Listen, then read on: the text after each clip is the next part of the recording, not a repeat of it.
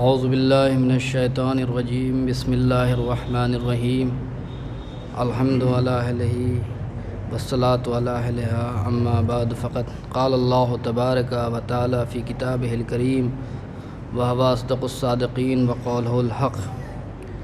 بسم اللہ الرحمن الرحیم یا ایہا الذین آمنوا کتب علیکم الصیام کما کتب علی الذین من قبلکم لعلکم تتقون۔ صلوات پڑھیں محمد وآل محمد پہ۔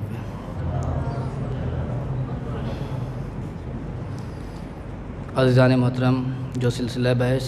اس آیہ کریمہ کے ذیل میں شروع ہوا تھا، تقریباً شاید 7ویں مرحلے پہ شخصیت ختیجہ کے حوالے سے ایک دو بات عرض کرنی تھی۔ سب سے پہلے جو طریقہ کار ہے وہ یہ کہ آیت کا ترجمہ کیا جائے۔ یا ایھا الذین آمنوا کتب علیکم الصیام، اے صاحبان ایمان تم پر روزہ لکھ دیا گیا ہے اور واجب قرار دیا گیا ہے، اسی طریقے سے کما کتب علی الذین من قبلکم، جس طریقے سے گزشتہ امتوں کے اوپر روزہ واجب قرار دیا گیا تھا، لعلکم تتقون۔ اس روزے کا واجب ہونے کا مقصد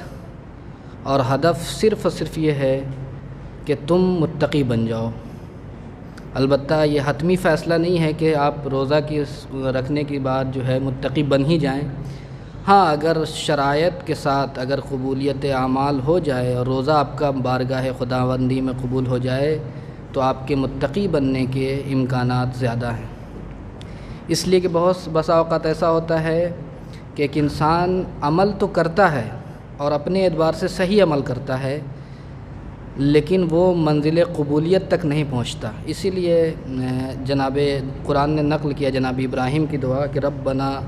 تقبل منا انک انت السمیع العلیم۔ یہ جناب ابراہیم کی دعا، اور ہم سب کو یہ دعا کرنی چاہیے کہ اپنی جو بھی عبادتیں، کبھی بھی اپنی عبادتوں پہ نازا نہیں ہونا چاہیے، فخر نہیں کرنا چاہیے۔ بس یہ ہمیشہ دعا، کربلا میں آپ دیکھیں چھوٹی چھوٹی قربانی کے بعد ہر مرتبہ امام حسین بارگاہ خدا میں دعا کرتے ربنا تقبل ھذا القلیل، اس قلیل قربانی کو، جیسے علی اکبر جیسی شخصیت کو دے دینے کے بعد یہ کہنا کہ اس قلیل قربانی کو قبول کر لے، بہت بڑی بات ہے۔ یہ ہمیں بتاتا ہے، معصومین کی یہ سیرت ہمیں بتاتی ہے کہ ہم اپنے کسی عمل کو بھی بڑا نہ تصور نہ کریں۔ یہ مرحلہ ہے، اسی لیے ہمیشہ دعا کرنا چاہیے کہ عمل کو قبول کریں، قبولیت کی دعا کریں۔ اس لیے کہ بسا اوقات ضروری نہیں ہے کہ آپ اگر جو عمل انجام دے رہے ہیں، ولو یہ کہ آپ اپنے اعتبار سے صحیح انجام دیتے ہیں، لیکن منزل قبولیت تک پہنچ جائیے، ضروری نہیں ہے۔ فرض میں ایک مثال دے دیں تاکہ آپ کو نزدیک ہو جائیں کہ فرض کیجئے کہ آپ حج کے لیے گئے، مناسک حج آپ نے بہت ہی دقت کے ساتھ، چونکہ فزیکلی عمل ہے، اس میں کوئی نیت بھی نہیں، فزیکلی عمل زیادہ ہے حج میں، جو بھی گئے وہ جانتے ہیں۔ اگر آپ نے انجام دیا تو یہ آپ نے اپنے اعتبار سے بہت ہی دقت کے ساتھ انجام دیا تھا، لیکن قبول ہونے کے لیے جو شرط ہے، شاید وہ بدقتی آپ نے کہ 10 روپیہ بھی اگر اس میں حرام پیسے کے ذریعے سے آپ گئے تو وہ منزل قبول تک، یعنی آپ کا عمل صحیح ہے، لیکن جو منزل قبولیت تک پہنچنے کے لیے جو شرائط درکار ہیں، وہ اس شرائط پر وہ عمل کھرا نہیں اترتا، لہٰذا وہ قابل قبول نہیں ہے۔ جس شخصیت کے حوالے سے گفتگو کرنا ہے، ایک مرتبہ ہوتا ہے کہ ایک انسان کا عمل قبول ہو جائے، یہ بہت بڑی بات ہے، لیکن کبھی کبھی ایسا ہوتا ہے کہ نہ یہ کہ فقط انسان کا عمل قابل قبول ہوتا ہے، اس کا عمل قابل قبول، بلکہ خداوند اس کو قبول کر لیتا ہے۔ یہ عظیم مرحلہ ہے ایک انسان کے لیے۔ تاریخ میں بہت کم شخصیت ایسی ہیں کہ جن کے عمل کو نہ، یعنی فقط یہ نہیں کہ ان کے عمل کو اللہ نے قبول کیا ہے، بلکہ خود ان کو، اس شخصیت کو اللہ نے قبول کیا ہے۔ بہت کم شخصیت ہیں اگر آپ دیکھیں تو، جس کی طرف قرآن نے بھی اشارہ کیا۔ انہی میں سے ایک ذات مقدسہ کا نام خدیجۃ الکبریٰ ہے، کہ جن کے نہ یہ کہ فقط عمل کو قبول کیا ہے، بلکہ جناب ختیجہ کے، خود جناب ختیجہ کو قبول کیا۔ یہ بہت عظیم مرحلہ ہے ایک انسان کے لیے، اور ہم سب کے لیے یہ نمونہ۔ اگر صرف عمل ہی قابل قبول ہو جائے وہ بھی بہت بڑی بات ہے، لیکن اس سے بڑے، اس سے بالا تر مرحلہ کیا ہے کہ ایک انسان کو خدا قبول کر لے، اس کے عمل کے ساتھ ساتھ اس کو، جس کی طرف اشارہ کیا ہے قرآن مجید نے کہ سب سے پہلی شخصیت جس کو خدا نے قبول کیا وہ کیا ہے؟ جناب مریم، فتقبلہا ربہا، کہ جناب مریم کو نہ یہ کہ فقط ان کے عمل کو قبول کیا بلکہ فتقبلہا، مولانا بھی تشریف فرما ہے کہ اس ضمیر کا مرجع خود جناب مریم ہے، کہ نہ یہ کہ فقط ان کے عمل کو قبول کیا بلکہ خود جناب مریم کو قبول کیا خدا نے۔ یہ عظیم مرحلہ ہے انسانیت کا، کہ جب انسان اس مرحلے پہ پہنچتا ہے کہ نہ یہ کہ فقط اس کا عمل قابل قبول ہے بلکہ خود انسان اس انسان کو خداوند عالم قبول کر لیتا ہے، یہ عظیم مرحلہ ہے۔ اور یہی وجہ ہے کہ جناب ختیجہ کے جو کل بھی مولانا نے تذکرہ کیا وَوَجَدَكَ عَائِلًا فَأَغْنَىٰ، اس عمل کی نسبت جو ہے خدا نے اپنی طرف دی ہے۔ یہ عظیم مرحلہ، البتہ بعض تفسیروں میں اس سے استجابت دعا مراد ہے کہ یعنی آپ اے میرے حبیب، آپ جب آپ نادار نہیں تھے کہ ہم نے آپ کو غنی بنایا، البتہ بعض تفسیروں میں بعض مفسرین نے یہاں پہ استجابت ہے کہ آپ کی دعا مستجاب ہو گئی، لیکن بہرحال ظاہری معنی ابھی بھی پھر بھی محفوظ ہے بقول آیت اللہ جوادی عاملی کے، کہ ظاہری معنی پھر بھی اپنی جگہ محفوظ۔ تو اللہ نے کس کے ذریعے سے پیغمبر کو غنی بنایا؟ سوال یہ ہے کہ کس کے مال و دولت کے ذریعے سے؟ جواب یہی ہے کہ جناب ختیجہ، کل میں نے تذکرہ کیا کہ 80,000 اونٹ تھے جناب ختیجہ کے، اس کے علاوہ 400 غلام اور کنیز، اس کے بعد سونے اور جواہرات، یہ کہاں خرچ ہو گئے؟ اسلامی کرام۔ اور یہ مرحلہ اس مرحلے پہ پہنچا کہ جناب ختیجہ شیب ابو طالب میں بھوکے سو رہی ہیں، تو آخر یہ مال گیا کہاں؟ آخر یہ مال کہاں گیا؟ یہ اسلام اور مسلمانوں پہ خرچ ہوا۔ تو یہی وجہ ہے کہ ایک مرحلہ انسان کا ہوتا ہے، میں نے تذکرہ کیا کہ ایک مرحلہ انسان کا یہ ہوتا ہے کہ نہ یہ کہ فقط عمل کو قبول کرتا ہے خداوند بلکہ خود صاحب عمل ہے اس کو قبول کرتا ہے۔ جیسے جناب مریم کا تذکرہ قرآن نے کہا کہ فتقبلہا ربہا، کہ مریم کو ان کے رب نے قبول کر لیا، یعنی نہ یہ کہ فقط ان کے عمل کو بھی قبول کیا اور خود مریم کو قبول کیا۔ جب انسان کے خدا عمل کو قبول کرتا ہے تو اس کی جزا کئی گنا کر کے عطا کرتا خداوند، جیسے من جاء بالحسنۃ فلہ عشر امثالھا، اگر تم ایک نیکی لے کر آؤ گے تو ہم اس کو 10 پلٹائیں گے، یا بعض روایتوں میں 70 گنا یا 1000 گنا، یا یہ جو آپ پڑھتے رہتے ہیں روایتوں میں کہ فلاں کام کرو گے تو اتنا گنا پروردگار عالم ثواب دے گا، اور ایک کام کرو گے تو خدا جو ہے یہ جب عمل کو قبول کر لیتا ہے تو کئی گنا واپس پلٹاتا ہے۔ تو جناب مریم کے مرحلے میں قرآن نے جو کہا کہ نہ یہ کہ فقط ان کے عمل کو قبول کیا بلکہ خود مریم کو قبول کیا۔ اب جب انسان خود عمل کو قبول کرتا ہے تو مادی ہو سکتا ہے جزا دیا جائے، مثلا جیسے جناب مریم کے حوالے سے قرآن نے نقل کیا کہ جب وہ محراب میں بیٹھی تھیں تو دیکھا کہ بغیر موسم کے وہ پھل موجود ہیں جناب مریم کے پاس، کہ جو موسم نہیں تھا ان پھلوں کا۔ تو پوچھا جناب زکریا نے کہ ان لک ھذا، یہ پھل بغیر موسم کے پھل کہاں سے آ گئے تمہارے پاس؟ تو یہ کیا ہے؟ وہی جزا ہے کہ انسان عمل کو قبول کر لیتا ہے تو خدا جو ہے جزا میں جو ہے مادی نعمتیں بھی دیتا ہے، مانوی میں نعمت بھی دیتا ہے۔ تو کہا ان لک ھذا، یہ کہاں سے آیا؟ کہا ان اللہ یرزق، یہ ان لک ھذا یہ کہاں سے آیا؟ کہا ہوا من عند اللہ، یہ اللہ کی طرف سے۔ ان اللہ یرزق من یشاء بغیر حساب، خدا جسے بھی چاہتا ہے اسے بے حساب عطا کرتا ہے۔ یہ جناب مریم کے عمل کی جزا تھی اس صورت میں کہ بغیر موسم کے پھل عطا کیا۔ اسی لیے کسی بھی مرحلے میں انسان کو مایوس نہیں ہونا چاہیے قدرت خدا کی بنیاد، رحمت خدا کے حوالے سے، کہ جو مریم کو بغیر موسم کے پھل دے سکتا ہے وہ ہمیں بھی عطا کر سکتا ہے اگر ہم اس کی راہ میں قدم بڑھائیں۔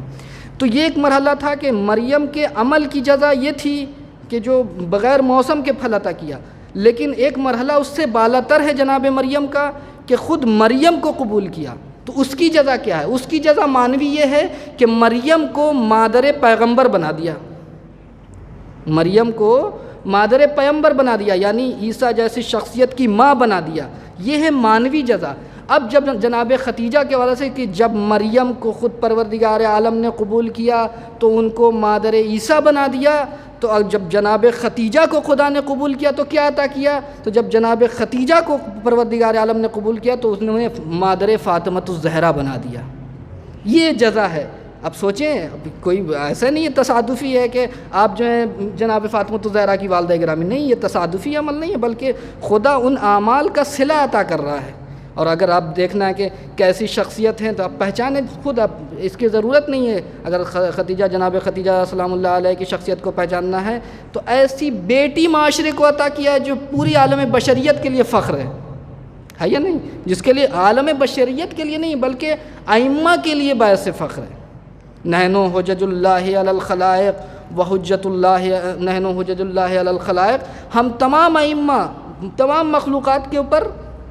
کیا ہے؟ حجت الہی ہیں، لیکن امنا فاطمہ حجت اللہ علینا، لیکن ہماری ماں ہم پر حجت ہیں، جس کے لیے امام زمانہ کیا فرماتے ہیں؟ وفی ابنت رسول اللہ، ساری کائنات کے لیے آئیڈیل اور نمونہ امام زمانہ کی ذات ہے، لیکن امام زمانہ کیا فرماتے ہیں کہ وفی ابنت رسول اللہ اسوۃ حسنہ، کہ نبی کی بیٹی یعنی فاطمۃ الزہرا ہمارے لیے آئیڈیل، ہمارے لیے، تو اس ذات کی ماں کون ہے؟ خدیجۃ الکبریٰ، یہ پروردگار عالم نے جزا کے طور پہ عطا کیا۔ البتہ وقت نہیں ہے، ایک دو خصوصیات کل میں نے تذکرہ کیا تھا، اور ایک دو خصوصیات کی طرف اشارہ کرنا چاہتا ہوں کہ خصوصیات حضرت خدیجہ، جیسے کل میں نے کہا تھا کہ عقل کے اعتبار سے کامل تھیں، میں نے حدیث کا حوالہ دیا تھا کہ صحیح بخاری نے اس کو نقل کیا ہے کہ وہ اکملہن عقلاً، عقل کے اعتبار سے پختہ تھیں، اور پختہ اگر نہ ہوتی تو اس زمانے میں، جس زمانے میں ربا اور سود کا کاروبار ہوتا تھا، اس زمانے میں آپ کا مال بغیر سود کے آپ نے وہ اقتصادی امور کو انجام دیے ہیں، تقریباً 4 ملکوں سے آپ کا جو ہے رابطہ رہا ہے، تو اگر عقل کی بالیدگی اور محکم نہ ہوتی، اگر پختہ نہ ہوتی تو یہ امور کیسے انجام دیتی؟ اور یہی وجہ ہے کہ میں نے کل اشارہ کیا تھا کہ وَيُشَاوِرُهَا فی امور کلھا، کہ پیغمبر اسلام اسی عقل کی پختہ عقل کی مالکہ تھیں، لہٰذا ہر امور میں، نہ یہ کہ فقط جس سے پیغمبر جو عقل کل ہے وہ اگر مشورہ لے رہا ہے تمامی امور میں جناب خدیجہ سے، تو اس عظیم شخصیت کے آپ پہچان سکتے ہیں کہ مرحلے، کس مرحلے پہ عقل ہوگی۔ تو یہ خصوصیت تھی۔ اس کے بعد دوسری خصوصیت کہ آپ موحد تھیں، یعنی اسلام سے پہلے بھی آپ جو ہیں توحید کو ماننے والی تھیں، وحدانیت پر تھیں۔ اس کی دلیل بھی ہمارے پاس یہ کہ جب اگر ہم زیارت جو پڑھتے ہیں، خود معروف ہے یہ زیارت ہمارے لیے، کہ جہاں جناب فاطمہ زہرا یا دیگر ائمہ معصومین کی زیارت اگر ہم پڑھتے ہیں تو اس میں زیارت میں کیا ہے کہ تابت و طہرت، کہ آپ کی پرورش پاکیزہ گودیوں میں ہوئی ہیں، تو جو شرک سے آلودہ ہو اس کو پاکیزہ گودی نہیں کہا جا سکتا، ہے یا نہیں؟ پاکیزہ آغوش کا مطلب کیا ہے کہ جو شرک سے، سب سے بڑی برائی جو ہے وہ شرک ہے، جو شرک سے مبرہ ہو، منزہ ہو، اسے کہا جاتا ہے پاکیزہ۔ تو ائمہ معصومین فاطمۃ الزہرا کی جس آغوش میں تربیت ہوئی ہے زیارت کے جملے کے اعتبار سے، وطابت و طہرت، آپ کی پرورش پاکیزہ آغوش میں ہوئی ہے، تو یہ ہمیں بتاتا ہے کہ جناب خدیجہ جو ہے اسلام سے پہلے بھی موحد تھیں اور دین مبین ابراہیم پہ چلتی تھیں، اسی لیے وہ تمامی امور کی وہ کے احکام پر عمل کرتی تھیں۔ جیسے سود اس زمانے میں بھی حرام تھا، لیکن اس پہ مکمل طور پر، یعنی اس زمانے کا امتیاز تھا کہ اپنے تجارت میں، اپنے اقتصاد میں سود کو لے آنا، سود اور ربا سے کام لینا، لیکن اس زمانے میں بھی خدیجۃ الکبریٰ نے کوئی سود کا کام نہیں کیا۔ تو یہ تھا کہ دوسری خصوصیت موحد، اور تیسری خصوصیت جو ولایت پذیری، میں نے کہا تھا کل کہ جن خواتین کو عظمت اور رتبہ ملا ہے ان کا راز و رمز یہ ہے کہ وہ ولایت میں کامل اور اکمل تھیں۔ میں نے کل ایک دو مثال کی ائمہ معصومین کی بیٹیوں میں جو سب سے زیادہ فضیلت ہے وہ ایک جناب زینب سلام اللہ علیہ کی اور ایک فاطمہ معصومہ سلام اللہ علیہ کی، اس کا راز و رمز یہ ہے کہ وہ ولایت مدار تھیں، اور اسی لیے کہا جاتا ہے ان کے جناب خدیجہ کے حوالے سے کہ پیغمبر اسلام نے کہا کہ یہ میرا بھائی، میرا وصی ہے، وزیر ہے، تم اس کی خلافت کا اقرار کرو، تو فوراً ہی کہا کہ میں گواہی دیتی ہوں اور میں بیعت کرتی ہوں علی ابن ابی طالب کی خلافت کے اوپر، اور اس سلسلے میں آپ کو گواہ بناتی ہیں، تو فوراً ولایت کو قبول کر لیا۔ یہ ولایت رمز ہے تمامی مراتب کو حاصل کرنے کا۔ اور اس کے بعد آخری چیز جو سب سے اہم ہے، وہ اور اسی پہ میں اپنے مطلب کو تمام کرنا چاہتا ہوں،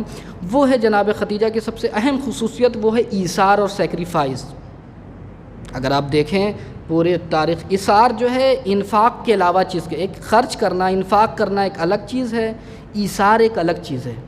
ایثار کہتے ہیں فرض، انفاق کہتے ہیں کہ آپ کے پاس کچھ چیزیں ہیں تو آپ بھی کھائیں اور دوسروں کو بھی کھلائیں، اسے کہتے ہیں انفاق۔ لیکن ایثار میں دوسروں کو اپنے اوپر مقدم رکھنا، ہو سکتا ہے کہ ہم بھوکے رہیں لیکن دوسرے کو کھلا دیں، یہ ہے ایثار، اور یہ عظیم صفت کا نام ہے سیکریفائز اور ایثار اسلام میں، اور اس کا بدرجہ اتم مصداق جو ہے خدیجۃ الکبریٰ ہے سلام اللہ علیہ، کہ میں نے بیان کیا کہ 80,000 اونٹ اور اتنی دولت کے باوجود شیب ابو طالب میں بھوکے سو جانا اپنی بیٹی کے ساتھ، یہ ایثار کا اعلیٰ ترین منزل ہے جو ہمیں جناب خدیجہ کے زندگی میں ملتا ہے۔ پروردگار عالم سے ہم دعا کرتے ہیں کہ وہ سیرت اور وہ طریقہ کار کہ جو ان ذوات مقدسہ میں موجود تھیں، ہمیں بھی اس سیرت پر چلنے کی توفیق عطا فرما، ہمارے گناہوں کو معاف فرما، ہمارے والدین کے گناہوں کو معاف فرما، جو مومن و مومنات بیمار ہیں ان کو شفاء کامل و عاجل عطا فرما۔